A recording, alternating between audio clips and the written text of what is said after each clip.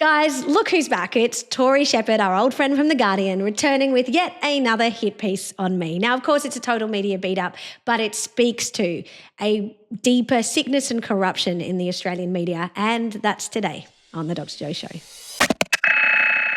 Before we get into the show, could I please ask you to subscribe? The more people that do, the bigger our movement grows and we can reach more people. So today we're talking again about Tory Shepherd. For those of you who are unfamiliar with Tory, she is someone who is well known to us because she's written many hit pieces on me, and every single article she's ever written on the topic of abortion has been written from a pro-abortion perspective. Now, this isn't upfront with Tory. It's not like she comes in as an opinion writer writing about abortion and specifically saying, this is my opinion. No, she masquerades as a journalist, someone who is meant to be telling us both sides of the story and reporting on what's going on. You know, I thought it might be helpful to actually just look up the definition of a journalist, and it's a person who gathers information in the form of text, audio or pictures, processes it into a newsworthy form and disseminates it to the public. Now, that isn't Tory Shepherd. She's not gathering information and disseminating it. As we're going to show you in this episode, she is working with people that agree with her, pro-abortion politicians, and becomes their mouthpiece in the media. My hypothesis, which I'm going to draw out in this episode, is that she's actually more akin to an activist, which is defined as a person who works to bring about political or social change by campaigning in public or working for an organisation. Now, Tory works for The Guardian, which has an editorial position that is pro-abortion. They too only ever publish articles that are pro-abortion, and they're explicit about their editorial position. But having said that, I think a lot of people that read The Guardian, because it's free, so it's not hidden behind a paywall like the Sydney Morning Herald or The Australian, many people just click on The Guardian because it's the first thing that comes up and you can actually read the story, not just the headline. They don't actually realise this editorial position that The Guardian has. It's not like it's stamped on every article, it's just in the fine print on the website. So, you know, ostensibly your ordinary Australian who's reading Tory Shepherd's article in The Guardian, they're not realising she's a pro-abortion activist working for a pro-abortion activist organisation. So here's what happened. As you guys know, I've been causing a bit of a media storm because of the very successful campaign we ran in New South Wales to gut the Radical Greens abortion bill. We killed about 90% of it. And immediately when you do something really good, as I've told you, the left-wing pro-abortion establishment comes on top of you to try and take you out. Now, in some ways it's a compliment because they wouldn't even bother if we weren't making a difference and having an impact. And the story that they concocted this time, which is very similar to the story they concocted last time that I had an impact when the SA Live Births Bill lost by 1 vote, the story is Joanna Howe is a bully and intimidating politicians. And so, you know, you get Mark Speakman, the Liberal leader, calling me a brazen bully and saying, I will not stand up, I will not be cowed by bullies. And then you get the Premier joining in saying the same thing. So insane, because, you know, if I'm the bully, then I've somehow managed to victimise the two most powerful men in New South Wales. But, you know, that's the narrative that was pushed through the left-wing media. And I called it at the time. I put on Twitter and I said, look, people in Parliament are now standing up like Finn and Speakman calling me a bully, cue the hit piece. And I should have written, because I literally knew straight away, cue the hit piece by Tory Shepherd.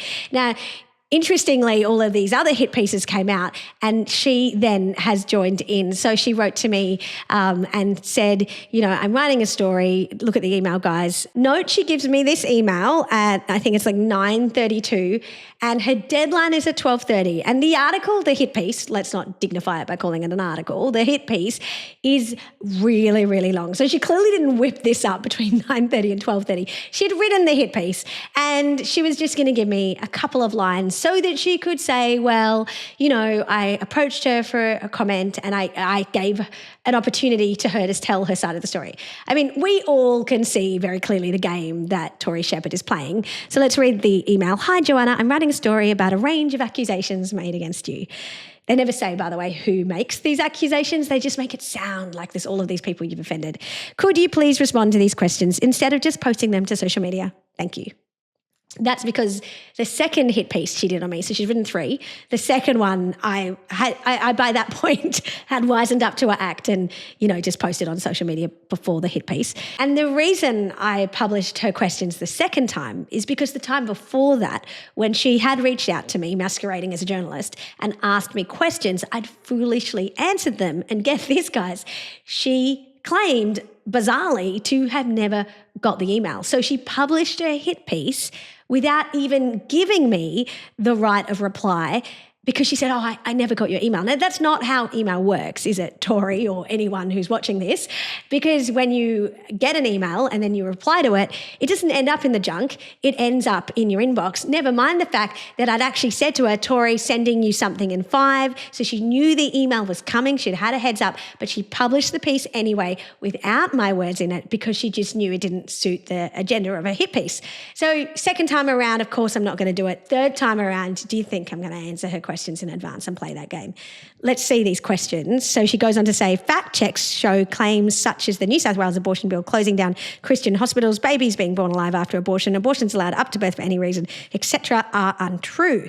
What is your response to the allegation that you have spread misinformation, lies, and misleading information? Now, of course, I did immediately publish her questions on social media, and I love this comment from Andrew Adfinham. Hi, Joanna. Here is a bunch of loaded, biased and gaslighting questions. Please respond. Tory then goes on to say, several MPs report receiving rape and death threats after you have targeted them in anti-abortion claims and believe that your descriptions of them as baby killers, among other epithets, have incited your followers to issue those threats. Do you concede that happens, and will you tell your followers not to threaten people? Okay, so let's take a step back and have a look at these rape threats that Tory says politicians are receiving. The only person in the hit piece that comes out and says I've had rape threats because of Dr. Joanna Howe's advocacy is Tammy Franks. Now, Tammy Franks, quick explainer, she's the MP that was in the Greens but has just left in the last week because she said that there's been severe bullying, so she's now sitting as an independent, radically left pro-abortion MP who helped introduce abortion up to birth.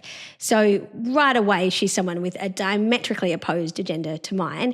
And in this third hit piece by Tory Shepherd, she's the one that says, because of what Dr. Joanna Howe is doing, I am now getting these rape threats. Now, here's where it gets really interesting, because this isn't the first time that Tammy Franks has claimed to have had a rape threat over her pro-abortion advocacy back in 2019, before I even came out onto the scene. So I can't be responsible for these rape threats. Back in 2019, Tammy Franks gets up in Parliament and says, because of the work I'm doing on abortion, I'm getting rape threats. And the journalist who writes the article at the time is none other than our friend Tory Shepherd. Tory writes, when Greens MLC Tammy Franks introduced a bill to decriminalise abortion to the South Australian Parliament, her staff received death threats and rape threats. Now, I find all of this a little bit mystifying, because nowhere on my feed, and I get hundreds of comments a day, I've never seen anyone make threats of violence to these MPs or rape threats. Like, none of that has come forth at all from the people that follow me. Now, I can't say how common rape threats are. I genuinely can't tell you. And I certainly can't say that they don't exist. In fact, I'm sure that they do. All I can do is speak from my own experience. And as you guys know, I'm a pretty prominent anti-abortion activist, advocate, whatever you want to call me. Some people have been saying I'm the most controversial woman in Australia, and I do get threats. So I've had one very intense death threat that I've had to report to the police, and they've been investigating. I've had threats of violence, particularly one that stands out is someone saying they're going to punch my head in. And I've had threats against my children, someone saying that they were going to hit my kids with a rock in the head. But I never had a rape threat. And I'm not saying that Tammy Franks didn't get rape threats, but I'm just saying it's a bit odd that, you know, in 2025, Tory Shepherd's writing a hit piece on me about how Tammy Franks has had a rape threat because of my work. And then the same journalist in 2019 also wrote another article about how Tammy Franks has been having rape threats, even before I got onto the scene, but because of her pro-abortion advocacy.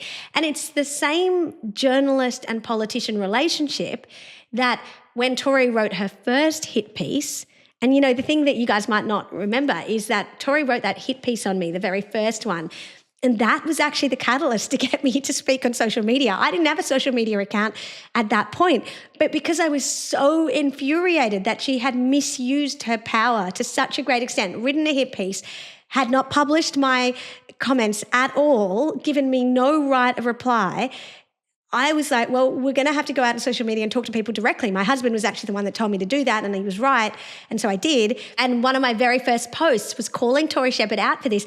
And who other than Tammy Franks gets on the feed and writes a comment and says, Tory never got your email, but she says she'll amend the piece now if you send her your email. So the next thing I did was publish the email with the sent receipt, which clearly showed that, Tory would have got it. But isn't that interesting? What is the relationship between Tammy Franks, a pro-abortion activist in the parliament, and Tory Shepherd, a pro-abortion activist outside the parliament masquerading as a journalist? Like, is this really how journalism works? That people with an agenda can work with a so-called journalist, use them as their mouthpiece to character assassinate a member of the public? Like, where is the fairness in that? How is that journalism? What would, real journalists from bygone eras would be rolling in their graves looking at Tory Shepherd. But I digress, guys. Tory goes on. She's not finished with those questions. She says, on your own Facebook page, there are comments on a post of yours about Stephen Miles, that he should have been aborted, that they should terminate his life, that they all need to have a date with a noose and so on. Do you think it's acceptable for you to publish these comments? Yeah, I don't have any sympathy for this at all, Tory. I mean, this is what your side does literally 100% of the time. Last year in the debate on the live birth spill, the pro-abortion campaign, the signs they were holding up, the literal campaign was abort Ben Hood. It's always abort this person, abort that person. I mean, you guys don't even believe that abortion is murder. So why is this even offensive in the first place? And all of a sudden you're aghast at the very thing your side does constantly, ceaselessly. And I'm somehow meant to have a problem with it now. But guys, she's not done. She goes on. What is your response to accusations that you have bullied politicians by threatening to use your social media following to get them voted out? What about following them down the street, i.e. following Katrine Hildyard from church and asking her if she wanted babies born dead as she tried to help an elderly parishioner into a car? I love the way you guys commented on these questions. Delap official said, the more media time they give you, the more your message gets across. I agree. Anthony Cassis, if anyone is spreading anything untrue, it's Tory. Braylin Coatser, wow, absolutely incredible. The hysteria that they are trying to stir up and link to you is insane. Inciting your followers to issue threats. The gaslighting at Dr. Joanna Howe, this movement is having an effect and you are the tip of the spear. Thank you. I love this one from Agony Aunt. Tory Shepherd says you threatened to use your social media platform to campaign against certain politicians. Well, what did Abby Chatfield and other similar people do during the last election, ... It's clearly very transparent what Tory's trying to do, and I love that you guys are catching on and see through it. She then goes to say, do you consider that your behaviour is in accordance with the University of Adelaide's Code of Conduct, and are you a member of the Disciples of Jesus Covenant community? Thank you. Tory Shepherd, senior reporter, The Guardian. Needless to say, I didn't answer her questions, but I did respond by her deadline at 12:30 on social media, posting this. Our old friend at Tory Shepherd is doing her favourite thing, writing another hit piece on me for at Guardian Australia.